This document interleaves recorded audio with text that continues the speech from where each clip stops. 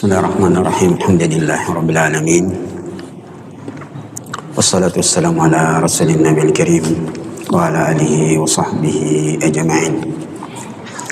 Yaqulu rabbuna tabaraka wa ta'ala fi muhkamit tanzil wa huwa asdaqul qailin ba'da a'udzu billahi minasyaitonir rajim. Ya ayyuhalladzina amanu taqullaha haqqa tuqatih wa la tamutunna illa wa antum muslimun.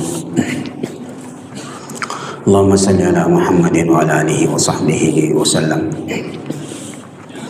Allahumma 'allimna bima yanfa'una wa anfa'na bima 'allamtana wa zidna ilman warzuqna fahman. Assalamualaikum warahmatullahi wabarakatuh. Alhamdulillah Bapak Ibu jamaah sekalian, kita bersyukur kepada Allah Subhanahu wa taala. Malam ini kita berjumpa lagi, berkumpul di masjid kita, Masjid Al-Ikhlas, untuk kita sama-sama mempelajari ayat-ayat Allah Subhanahu wa taala dan juga hadis-hadis Nabi kita sallallahu alaihi wasallam.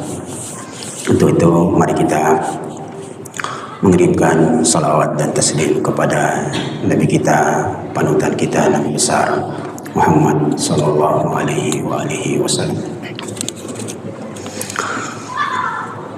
Alhamdulillah Bapak Ibu jamaah sekalian, insyaallah pada kesempatan malam ini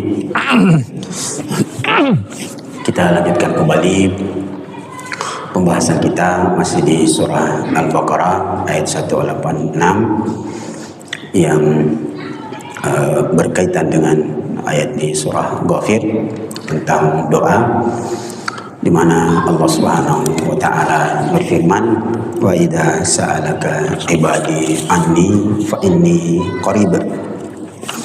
Jika hambaku bertanya kepadamu wahai Muhammad tentang aku, maka katakanlah aku dekat. Ujibu da'watad da'i idza da'an. Aku mengijabah semua hambaku yang berdoa. Falyastajibuli, maka hendaklah dia memenuhi panggilan-panggilanku, perintah-perintahku. Walyu'minu bi, dan hendaklah dia beriman kepadaku. La'allahum yarshudun, semoga mereka mendapatkan petunjuk. Bapak Ibu jamaah sekalian, kita telah menjelaskan beberapa hal tentang doa. Di antaranya keutamaan doa. Tidak apa-apa kita ulang satu atau dua poin bahwa keutamaan doa, semua doa yang dipanjatkan kepada Allah Subhanahu wa taala itu pasti dikabulkan. Yang kemudian bentuk pengabulannya sebagaimana sabda sallallahu alaihi wasallam bahwa doa itu dikabulkan dengan 3 jalan. Ada yang dibayar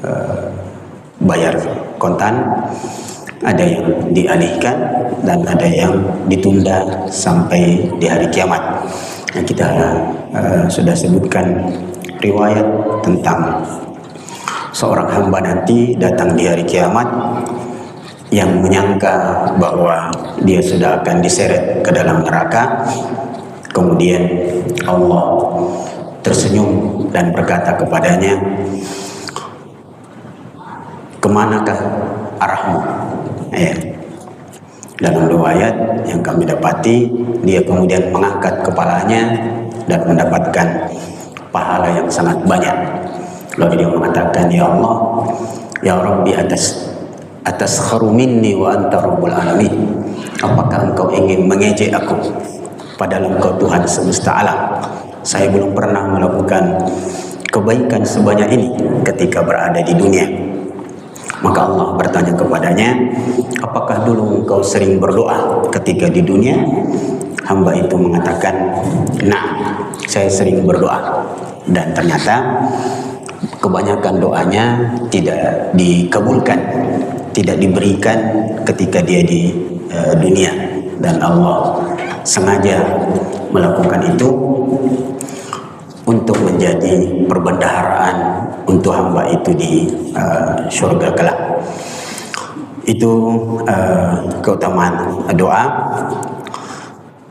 Yang lainnya bahwa di antara keutamaannya dikatakan bahwa inna du'a yanfa'u bima nazal wa ma lam yanzil. Doa itu bermanfaat untuk sesuatu yang telah terjadi dan apa yang belum terjadi. Maka ini motivasi untuk kita banyak-banyak berdoa. Kemudian pertemuan yang lalu kita juga telah menyebutkan beberapa waktu yang mustajab untuk berdoa. Kita ulangi saja.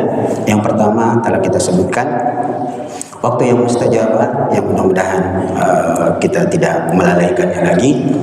Waktu yang mustajab untuk berdoa adalah bainal adzanain, waktu di antara adzan dan iqamah. Jadi kita diharapkan dan dimotivasi untuk banyak-banyak berdoa di antara waktu tersebut, antara adzan dan iqamah. Yang kedua yang telah kita sebutkan adalah di hari Jumat, di mana Rasulullah sallallahu alaihi wasallam mengatakan inna fi yaumil jum'ah la sa'ah, sungguh pada hari Jumat ada waktu-waktu mustajab. Tidaklah seorang hamba berdoa pada saat itu kecuali Allah pasti mengijabahnya. Nah, penjelasan yang agak ringkas dan agak mudah dipahami yang disampaikan oleh Imam Nawawi bahwa minimal 2 tempat itu adalah ketika khatib Jumat duduk sebentar. Disitulah saat yang mustajabah untuk berdoa. Jadi ketika dia mengatakan barakallahu li wa lakum dan seterusnya lalu dia duduk, maka disitulah waktu yang paling baik untuk berdoa, waktu yang mustajab. Cuma memang waktunya singkat. Sebagaimana dalam riwayat Aisyah pernah ditanya, kam qaddara julus an-nabi bainal khutbatain. Kira-kira berapa jeda duduknya Nabi beristirahat sebelum dia bangkit lagi untuk khutbah kedua? Beliau mengatakan qadra suratil ikhlas, kira-kira seperti membaca surah al-ikhlas. Jadi sekitar 7 sampai 10 detik. Ya. Khatib duduk, disitulah kita berdoa. Mungkin kita bertanya, singkat sekali itu Ustaz, apa itu dibaca? Maka doa yang paling singkat kita ampun, Allahumma ghafirli, Allahumma ghafirli, Allahumma ghafirli, dan seterusnya, maka itu sangat baik. Waktu yang kedua, dan ini agak panjang, dan ternyata dia juga salah satu rahasianya karena sekalipun panjang banyak yang lalai, yaitu ketika selesai salat asar di hari Jumat, yakni ba'da salatil asar yaumal jum'ah. Disitulah waktu yang mustajabah untuk berdoa sampai masuknya maghrib. Cuma kalau kita melihat beberapa contoh ulama, salah satunya dinisbatkan kepada Imam Syafi'i. Disebutkan bahwa kana Asy-Syafi'i rahimahullah idza inqadha min as-salati fi yaumil jum'ah ba'da al-'asr sakata wa lam yukallimin nas. Adalah Imam Syafi'i, jika selesai salat asar pada hari Jumat, beliau diam. Beliau duduk, tidak ngobrol, memanfaatkan waktu itu untuk berzikir dan memperbanyak doa. Jadi, tapi itu orang-orang hebat memang, menghabiskan waktu antara asar sampai maghrib untuk berzikir dan berdoa. Kalau kita kan masih banyak kesibukan, pulang, istirahat. Tapi minimal setelah salat asar, Bapak Ibu jamaah sekalian, jangan sampai kita tertinggal. Ya.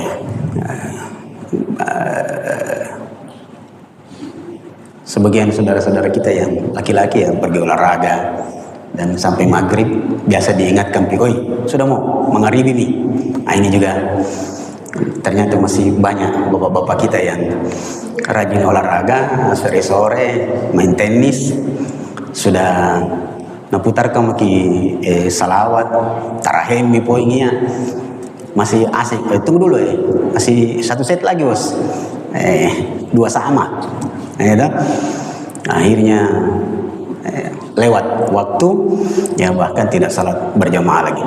Alhasil itulah waktu yang kita sebutkan pertemuan lalu yang sangat mustajab untuk berdoa antara asar sampai masuk maghrib di hari Jumat. Nah, kemudian Bapak Ibu jamaah sekalian, kita sambung. Kalau tadi di luar sholat, waktu antara azan di hari Jumat, nah kita masuk waktu yang mustajabah di dalam sholat. Yang pertama, waktu yang mustajabah berdoa di dalam sholat, dan ini pasti kita semua sudah sering mendengarnya, adalah halas sujud, ketika kita berada dalam keadaan sujud. Nah, hadisnya, dan ini perlu kita pelajari sama-sama. Rasulullah sallallahu alaihi wasallam bersabda, "Inna aqraba ma yakunu bainal 'abdi wa rabbih halas sujud."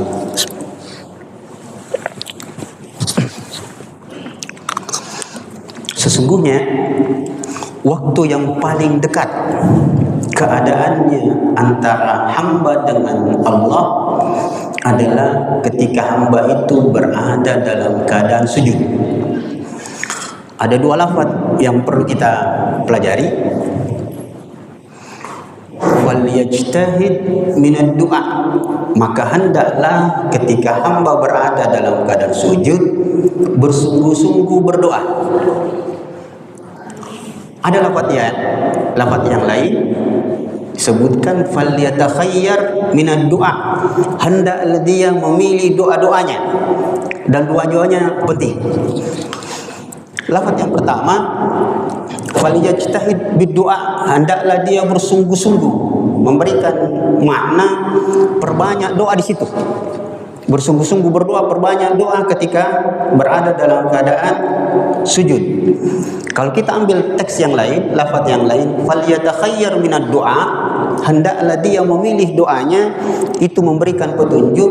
Hendaklah setiap kita kalau mau kita berdoa di waktu sujud, pastikan memang doa mana yang mau kita ucapkan, sambungkan kepada Allah, dan diusahakan itu diulang-ulang terus. Itu persoalannya. Yang jadi masalah adalah teks hadis ini ternyata masih banyak disalahpahami oleh sebagian kaum muslimin yang nanti berefek pada gerakan sholat mengikuti imam.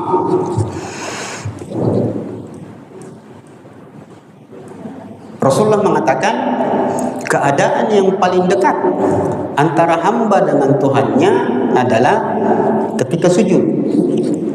Maka perbanyak doa, bersungguh-sungguh berdoa, pilih-pilih doa yang istilahnya yang sangat dibutuhkan saat itu, disebut ketika sujud. Apa yang saya maksud? Beberapa saudara kita masih salah paham.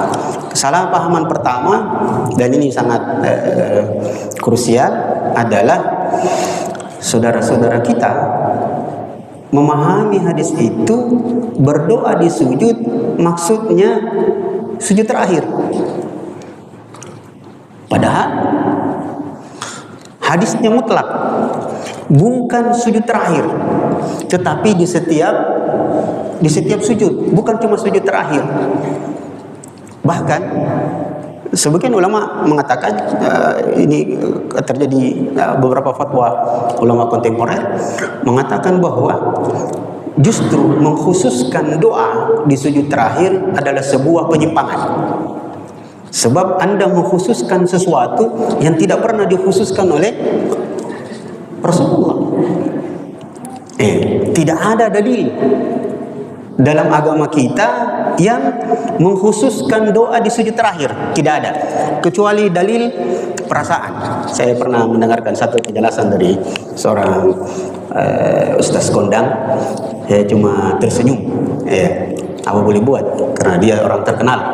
Dia mengatakan, kenapa orang berdoa di sujud terakhir? Karena layaknya orang kalau sudah mau berpisah, itu biasanya sudah bisa salaman, cium tangan, pergi, datang lagi, nah ulangi lagi. Begitulah keadaannya orang ketika sujud terakhir, mau lama-lama. Padahal tidak ada syariatnya. Yang benar adalah berdoa di setiap sujud. Apalagi didukung oleh hadis-hadis yang lain dalam penjelasan tentang sholat. Adalah Nabi SAW, kata Aisyah radhiyallahu anha, rukuknya, waktu rukuknya hampir sama ketika berdirinya, dan sujudnya Nabi hampir sama ketika dia ruku dan berdiri.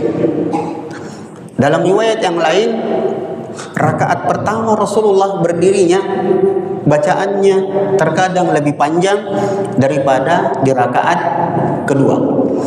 Tetapi urutannya, berdirinya Rasulullah, begitu rukuknya hampir sama dengan berdirinya, begitu sujudnya hampir sama dengan rukuknya, tidak ada yang lebih. Nah, apa konsekuensi yang implikasi kesalahan dalam pemahaman bahwa sujud terakhir orang berdoa? Ibu bapak bisa perhatikan, kebanyakan saudara kita karena asik berdoa di sujud terakhir, imamnya sudah bangkit, dia masih sujud. Bahkan yang terjadi, Bapak Ibu jemaah sekalian, minta maaf, ada imam, saya merasakan bahwa saya sendiri sudah membaca, sudah lewat salawat, makmum itu masih asik dengan sujudnya berdoa. Itu pelanggaran. Kenapa? Tidak boleh seseorang menjadi makmum itu berlambat-lambat dari imam. Tidak boleh. Jadi 4 keadaan, minta maaf, saya belok sedikit ke masalah sholat. 4 keadaan makmum ketika sholat. Yang pertama, mendahului imam. Nah, itu tidak boleh, haram.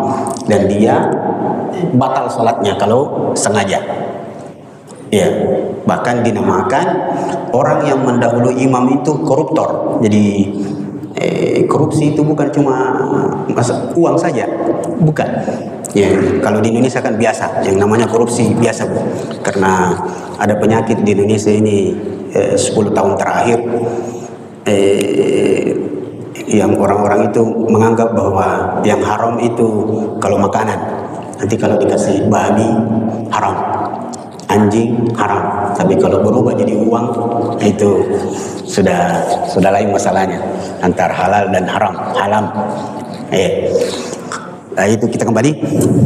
Keadaan kedua makmum adalah bersamaan, dan itu kata para ulama salah satunya dinisbatkan kepada Imam Malik, bersamaan dengan imam hukumnya makruh. Ini imamnya Allahu Akbar, Sami Allahu liman hamidah, itu hukumnya makruh. Keadaan yang ketiga adalah berlambat-lambat, dan ini juga banyak sekali yang berlambat-lambat. Izinkan saya sedikit tentang masalah sholat.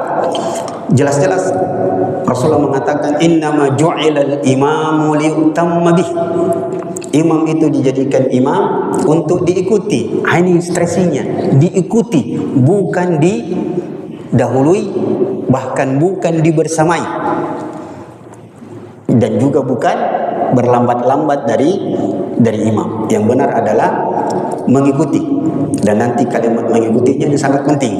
Yang mana yang kita ikuti dari gerakan imam. Nanti insya Allah pada persoalan lain kita fokus ke masalah doa. Alhasil, waktu yang mustajab untuk berdoa di dalam sholat adalah ketika sujud. Sekali lagi, mohon maaf, ini perlu kita robah, bahwa yang dimaksud berdoa di sujud adalah setiap sujud, bukan cuma di sujud terakhir, karena nanti berefek pada gerakan berlambat-lambat dari gerakan imam. Mungkin orang bertanya, bagaimana Ustaz?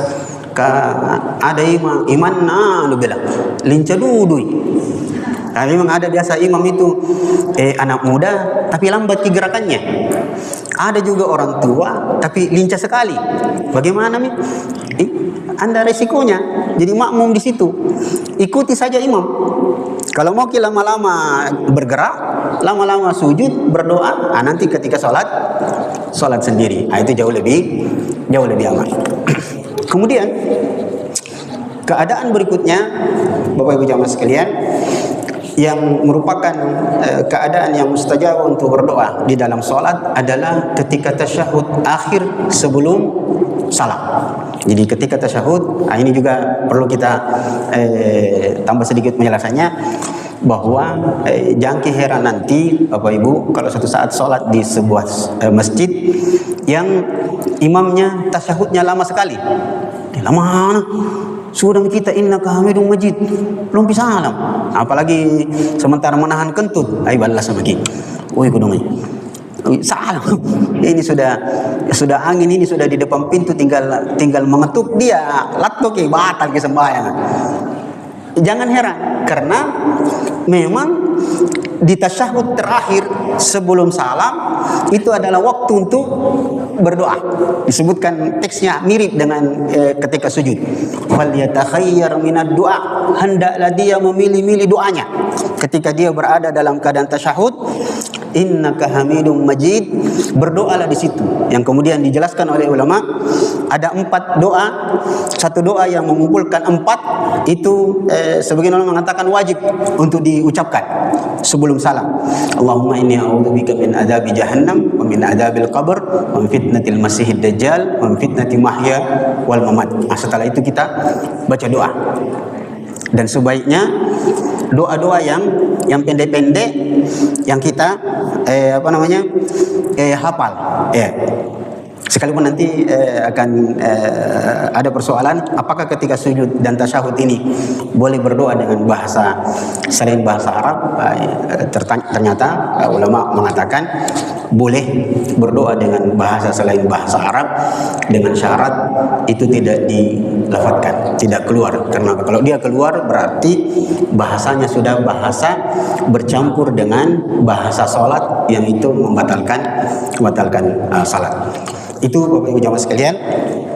Sedikit lagi nih kalau ada yang perlu kita diskusikan. Jadi ketika tasyahud nanti sebelum salam kemudian kita berdoa. Keadaan berikutnya mudah-mudahan ini berurut: sujud, tasyahud sebelum salam, kemudian waktu yang paling penting. Dan ini jarang dilakukan orang, padahal alhamdulillah sudah banyak yang menyebutkan hadisnya tentang berdoa ketika terbangun di tengah malam. Ketika baik kaget atau memang pasang alarm ya, atau memang dibangunkan. Dan biasanya yang bangun sendiri itu karena sudah berniat. Ini pentingnya niat. Bapak Ibu jemaah sekalian, kalau mau kita tidur berniat memang mau kita bangun atau tidak, mau bangun sholat. Karena kalau tidak berniat nanti terbangun ya bangun saja. Tetapi ternyata berdoa ketika terbangun di malam hari itu adalah waktu yang mustajab untuk berdoa, keadaan yang paling mustajab untuk berdoa. Sebagaimana dalam hadis disebutkan, man ta'arra fil lail, barang siapa yang terbangun di tengah malam, summa qala, lalu dia mengatakan, la ilaha illallah wahdahu la syarikalah, lahul mulku wa lahul hamdu wa huwa ala kulli syai'in qadir. Satu. Yang kedua, subhanallah walhamdulillah la ilaha illallah Allahu akbar. Dua. Yang ketiga, la haula wa la quwwata illa billah. Rasulullah mengatakan, summa qala Allahumma ghafirli, lalu dia berkata, ya Allah ampunilah dosa-dosaku, maka Allah akan mengampuninya. Au idza da'a, kalau dia berdoa, doanya istijabah. Dan kalau dia bangkit untuk sholat, maka sholatnya pasti diterima. Dan hadis ujungnya ini sangat penting. Hampir kita tidak pernah menemukan satu hadis yang memberikan jaminan bahwa sholat kita pasti diterima kecuali hadis yang berhubungan dengan bangun di tengah malam. Tidak pernah bapak, ibu akan dapatkan hadis bahwa sholat yang kita lakukan tadi, sholat maghrib tadi, itu diterima 100%. Tidak ada hadisnya. Yang ada justru Rasulullah mengatakan, la yansarifur rajulu min salatihi, tidak seorang pun selesai dari sholatnya kecuali yang diterima dari sholatnya itu 1/10, 1/9, yang paling banyak setengahnya. Tetapi ini, barang siapa yang bangun di tengah malam lalu dia mengucapkan kalimat tadi, la ilaha illallah wa la syarika lah, lahul mulku wa lahul hamdu wa ala kulli syai'in qadir, subhanallah, alhamdulillah, wa la ilaha illallah akbar, la haula wa la quwata illa billah. Kalau dia berdoa, maka pasti diijabah. Kalau dia bangun sholat, sholatnya pasti diterima. Maka secara kesehatan ternyata inilah cara bangun yang baik. Di beberapa penelitian kedokteran, beberapa dokter menyebutkan bahwa bangun dalam keadaan, kalau bahasa Makassar itu rapa-rapa, apa bahasa Mandarnya itu, Pak Prof? Kalau bangun kaget, kayak kena TBK, ya, bangun dalam keadaan kaget itu berbahaya, justru bisa bikin stroke orang. Jadi makanya kita disunnahkan itu bangun itu pelan-pelan sambil baca doa istighfar, la ilaha illallah, bangun itu jauh lebih sehat dibandingkan bangun langsung dalam keadaan kaget. Di sini ada Pak Dokter bisa menjelaskan lebih. Makanya kenapa orang tua kita dulu kalau kita dikasih bangun sholat, begitu kita mau kaget, itu dulu kasih tenang-tenang dulu perasaanmu. Itu maksudnya, seandainya orang tua kita tahu hadis ini, baca doa aku dulu tapi ternyata orang tua kita cuma bisa mengatakan kasih baik-baik dulu perasaanmu. Ternyata itu adalah perintah supaya kita tidak terganggu kesehatannya. Nanti Pak Dokter bisa jelaskan bahwa bangun dalam keadaan kaget itu berbahaya. Alhasil intinya adalah bangun di tengah malam dalam keadaan kaget, ya, terbangun lalu baca doa, maka itu adalah doa yang dijamin diterima oleh Allah Subhanahu wa taala. Masih bisa satu lagi, nanti kita tanya jawab. Berikutnya, keadaan yang mustajabah atau waktu yang paling mustajabah untuk berdoa adalah ketika selesai berwudu. Jadi kalau selesai berwudu, maka sebagaimana yang disunnahkan berdoa doa wudu, la ilaha illallah wa la syarikalah, kemudian Allahumma ja'alni minat tawabin wa ja'alni minal mutatahhirin. Setelah itu kalau mau baca doa lagi, maka itu sangat baik. Ada satu doa, Bapak Ibu jamaah sekalian, ini dinisbatkan kepada Syekh Al-Albani. Beliau mengatakan ada satu doa yang banyak ditinggalkan kaum muslimin setelah berwudu. Cuma saya dengarkan penjelasan Syekh Abdul Razak Al-Badr, Pak Prof di Madinah. Beliau mengatakan nampaknya itu perlu diteliti ulang apa beliau menyampaikan seperti itu. Tetapi teks hadisnya, teks doanya sangat baik. Apa itu?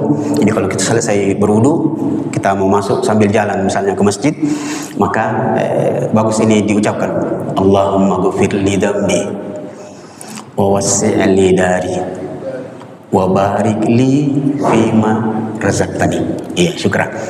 Allahumma ghfir li dhanbi, ya Allah ampunilah dosa-dosaku. Wa wassi' li dari, luaskanlah rumahku. Yang paling penting ujungnya, wa barik li fima razaqtani, dan berkahilah semua yang kau rezekikan padaku. Jadi beliau mengatakan, yang ini saya dengarkan di dalam satu ceramah beliau, bahwa seandainya kaum muslimin tidak melupakan doa ini, terutama yang ujungnya selalu minta keberkahan hidup, maka insya Allah kehidupan kita adalah kehidupan yang berberkah. Dan ini sangat penting. Allahumma ghafir li dhanbi, ya Allah maafkanlah dosa-dosaku, wa wassi' li dari, luaskanlah rumahku, wa barik li fima razaqtani, dan berkahilah semua yang kau rezekikan kepadaku. Satu lagi, Bapak Ibu jamaah sekalian, nanti kita tanya jawab. Keadaan yang paling mustajabah untuk berdoa adalah ketika seseorang dizolimi. Jadi kalau dizolimi, itulah waktu yang paling baik untuk berdoa. Iya. Jadi cuma kalau yang menzaliminya sebuah lembaga, sebaiknya jangan makin. Ada ibu-ibu baru-baru tanya saya merasa dizalimi sama pemerintah, Ustaz. Kenapa? Kenapa jakik terus? Sampai keluar kalimat, di mana bumi dipijak, di situ kita kena pajak. Bilang jangan kalau begitu, karena biar dia tidak didoakan, kena aja juga. Nah, dalam hadis Rasulullah SAW mengatakan, barang siapa yang diberikan amanah untuk mengurusi umatku, lalu dia tidak menjalankan amanah itu, maka Allah akan mempersulit kehidupannya. Nah, itu harus diingat-ingat oleh orang-orang yang berani jadi pemimpin. Alhasil, jika kita berada dalam keadaan dizolimi, maka disitulah waktu yang paling mustajabah untuk berdoa. Boleh didoakan yang tidak baik, boleh kalau Anda mau. Alhasil, ini hadis yang berikut ini yang perlu kita wanti-wanti diri kita. Rasulullah bersabda, ittaqu da'watal mazlum. Takutlah kalian dari doanya orang yang terzalimi. Fa inna laisa bainahu wa bainallahi hijab. Karena tidak ada hijab antara dia dengan Allah. Tapi ada lafaz yang lain yang lebih berbahaya. Rasulullah mengatakan, Allah berfirman, la ansuranna, sungguh saya akan menolong orang-orang yang dizalimi, walau kana kafiran, walau kana musyrikan. Kata Rasulullah, Allah berfirman, sungguh aku akan mengijabah dan menolong doanya orang terzalimi, sekalipun orang itu kafir, sekalipun orang itu musyrik. Itu memberikan bukti bahwa Allah Maha Adil. Maka hati-hati dengan kezaliman. Ini Bapak Ibu jamaah sekalian, tambahan pelajaran kita malam ini.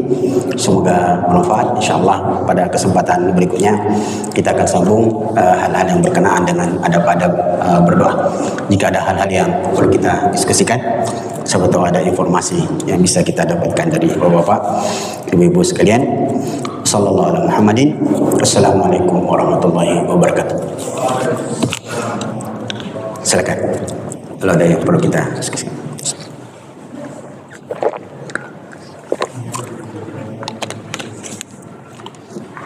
Supaya tidak terlalu monoton. Baik, Pak. Iya. Waalaikumsalam warahmatullahi wabarakatuh. Iya, Pak.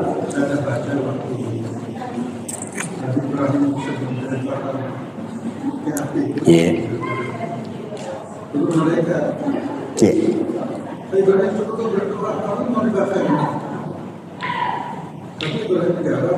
Tidak, terus berdoa, kamu mau kayak saya. Akhirnya dilempar di hati, belum ucapkan, kalau tidak salah, Allahumma inna istimewa diwahid, wa ana diwahid semacam tekad saja. Hanya tapi didinginkan. Itu pertama, Ustaz. Yang kedua, Rasulullah bersama Abu Bakar berintis hijrah. Iya. Kan mereka bersembunyi di Batsur. Iya. Itu waktu Abu Bakar sudah berdiri karena takut. Iya. Takut oleh kaum Quraisy. Tapi Nabi Muhammad tidak berdoa. Bahkan mengucapkan la tahzan Allah ma'ana. Iya. Ini perlu bahasan Pak. Bukan saja untuk menjadi barang dalam sepertinya berkurang berpanjang. Bagaimana sesungguhnya? Terima kasih. Baik. Bismillahirrahmanirrahim. Yang pertama tentang Nabi Ibrahim, riwayat yang Bapak sebut saya tidak pernah baca, tidak pernah. Siapa tahu saya butuh untuk membacanya kembali.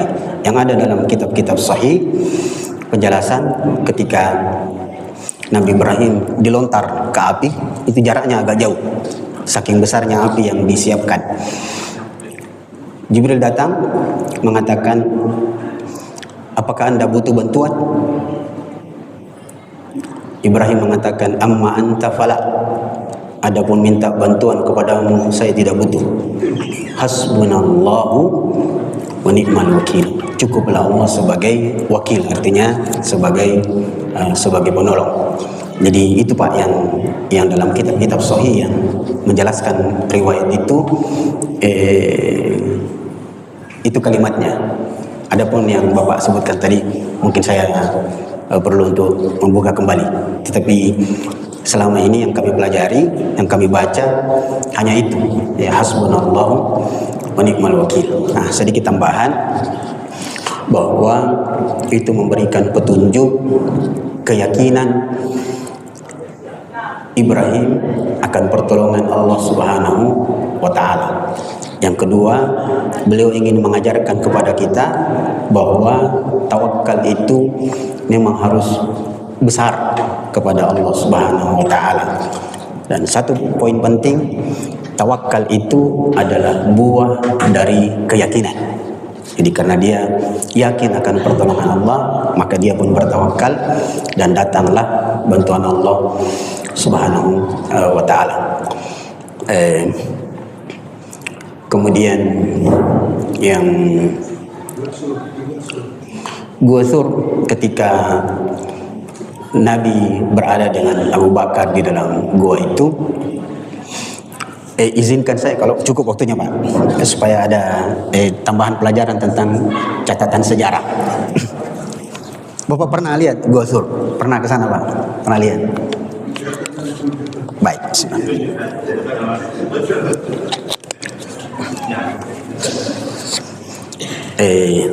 kita mundur. Jadi ketika Abu Sufyan waktu itu belum Islam, dia mengajar Rasulullah Sallallahu Alaihi Wasallam, dan Abu Sufyan menyewa seorang Badui yang punya kemampuan, selain sebagai penunjuk jalan, dia punya kemampuan mengetahui bahwa ada orang di satu tempat hanya dengan mencium bau burung. Jadi bahkan pernah difilmkan Pak. Nanti dicari-cari di browsing di YouTube, ada filmnya pernah diputar di TVRI. Jadi singkat cerita, ketika Abu Sufyan sudah berhadapan dengan Gua Thur itu, sang penunjuk jalan ini, orang Badui, dia bilang berhenti. Tidak lama kemudian lewat burung di atas, dia begini, dia bilang, inna sahibaka fid dakhil. Orang yang kau cari ada di dalam. Hanya dengan mencium burung, dia cium bau badannya burung yang lewat. Kuatnya itu Pak penciumannya, burung terbang di atas, dia cium bau badannya burung itu, dia bilang dia tahu bahwa ada orang di dalam, ya, bahwa itu isyarat ada yang lewat, padahal itu sudah beberapa jam yang lalu. Dia bilang, inna sahibaka fid dakhil, orang yang kau cari ada di dalam. Untungnya Abu Sufyan itu setengah percaya setengah tidak. Dia bilang, mana mungkin, masanya itu kau tahu ada orang di dalam. Nah, tidak ada tanda-tanda orang masuk di dalam. Dan betul, karena dia setengah percaya setengah tidak, sudah didatangi juga. Tidak ada kau kesembaran tong kau, tidak ada. Tapi jalannya juga tetap dia datangi. Untungnya saat itu dalam catatan sejarah, sekalipun hadis ini dia dinilai oleh sebagian ulama hadisnya dhaif dengan munculnya sarang laba-laba, itu sebagian ulama mengatakan hadisnya benar. Ada sarang laba-laba yang kemudian Abu Sufyan dan pasukannya mengatakan tidak ada. Yang Abu Bakar saat itu, nanti ke pusatnya, Abu Bakar mengatakan, sekiranya dia menoleh ke bawah, tunduk saja sedikit, maka dia akan lihat kita berdua karena kakinya kelihatan. Sebelum itu Abu Bakar berada dalam keadaan sedikit gemetar. Disebutkan dalam riwayat yartajif, sedikit gemetar. Dia takut. Kalimat takut di sini bukan takut dengan Abu Sufyan, bukan. Karena itu digunakan oleh orang Syiah bahwa lihatlah Abu Bakar itu seorang pengecut, dia takut dibunuh, bukan. Yang terjadi adalah Abu Bakar itu takut kalau Nabi dibunuh. Ya, beliau takutnya kalau Nabi diketahui dan dibunuh. Makanya Allah kemudian menurunkan ayat berhubungan dengan Rasulullah. Dia mengatakan innallaha la tahzan innallaha ma'ana. Jangan bersedih, Allah bersama kita. Disitulah ajaran kepada kita semua bahwa ketika kita berada dalam kebenaran maka jangan khawatir, Allah akan selalu bersama kita. Sedikit tambahannya, ternyata kemampuan mencium bau badan, kalau dulu itu mencium bau badan burung, saya pernah ke Pulau Buru, Pak. Ada satu tempat di Pulau Buru itu orang-orangnya kan pernah terjadi konflik dulu ya, Islam dan non-Islam di Pulau Buru. Saya diceritakan sama orang-orang Pulau Buru dulu ketika konflik, kami itu bisa tahu yang datang dari pulau seberang, yang datang ke sini, kami bisa tahu kalau yang datang itu orang Islam atau bukan. Saya bilang bagaimana caranya? Dia bilang kita cuma cium bau badannya. Jadi kalau ada yang datang turun dari perahu, cuma disuruh diam. Hai, orang Islam lewat. Hai, bukan. Tebas. Begitu, Pak. Jadi saya tanya, bagaimana caranya itu? Kenapa bisa dengan mencium bau badan? Dibilang bau badannya orang Islam, Ustaz, beda dengan bau badannya non-Islam. Beda bau badannya. Iya, beda. Kenapa? Ternyata salah satu faktornya adalah faktor makanan. Faktor makanan. Izinkan saya sedikit. Sudah masuk untuk belum? Sudah masuk? Satu menit. Itulah sebabnya saya 2 tahun lalu ikuti kajiannya Syekh Shalih Al Fauzan, yang sampai sekarang saya cari apa buku yang dibaca oleh muridnya. Dia mengatakan bahwa bau badan itu ternyata berhubungan dengan dosa. Kalau dulu Agim pernah bilang seandainya dosa itu ada baunya maka bahaya kita ini. Untungnya dosa tidak ada baunya, tidak ketahuan apa merek baunya itu. Tapi ternyata di pengajian itu saya dengarkan Syekh Shalih Fauzan mengatakan betul bahwa semakin bertakwa seseorang, semakin baik bau badannya, dan semakin besar banyak dosa seseorang, semakin busuk badannya, semakin busuk bau badannya. Sekalipun ditaklik oleh beliau bahwa umumnya itu terjadi kalau orang itu mati. Kalau orang itu sudah meninggal dunia, maka akan ketahuan itu orang kafir atau bukan. Ya. Tetapi beliau mengatakan, tapi tidak menutup kemungkinan orang yang masih hidup semakin bertakwa, semakin baik bau badannya. Buktinya Rasulullah bau badannya, keringatnya itu lebih wangi daripada minyak kasturi. Saya kira ini mudah-mudahan bisa jadi tambahan pengetahuan untuk kita. Terima kasih atas perhatiannya, dan mohon maaf jika ada hal yang kurang berkenan. Semoga Allah selalu memaafkan kita sekalian. Wassalamualaikum warahmatullahi wabarakatuh.